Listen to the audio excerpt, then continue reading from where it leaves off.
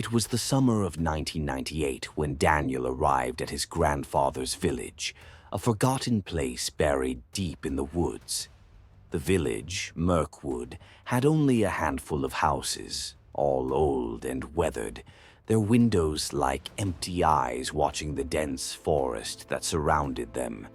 Daniel was sent there for the summer, much against his will. There was no internet, no TV, just the whispering trees and the eerie silence of abandoned roads. His grandfather, a quiet, wiry man with deep wrinkles, warned him on the first evening, "Never go into the woods after sunset, and if you ever see a lantern swinging between the trees, do not follow it, no matter how much it calls to you." Daniel scoffed. He was 17, too old to believe in ghost stories. Days passed slowly, filled with nothing but the sounds of cicadas and the distant chatter of crows. But one evening, just as the sun dipped below the treetops, he saw it. A dim lantern, swaying gently between the trunks in the darkness. Curious and bored, Daniel decided to prove to himself that it was just some local playing a trick. He followed the light, stepping deeper into the woods. The deeper he went, the quieter everything became. The chirping of insects, the rustling of leaves, everything ceased. The air turned cold. The trees seemed taller, closer. The lantern flickered and moved further, leading him deeper.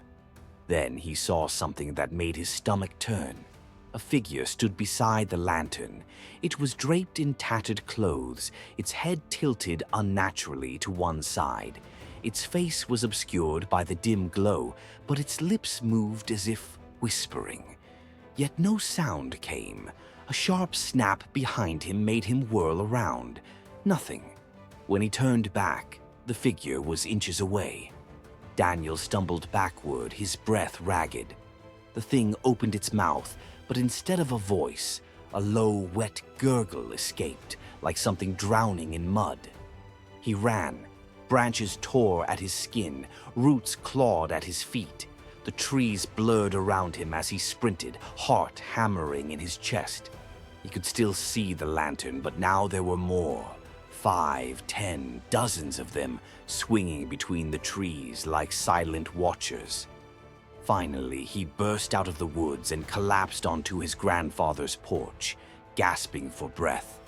His grandfather was waiting, his face grim. "You saw it, didn't you?" Daniel nodded, shaking. His grandfather sighed and closed the door. "That wasn't a man, Daniel. That was the last villager who followed the light, and now it wants another." That night, Daniel barely slept. But just before dawn, as he lay in bed, he heard it again, just outside the window, the sound of a lantern gently swinging in the wind, and a whisper, "Come back."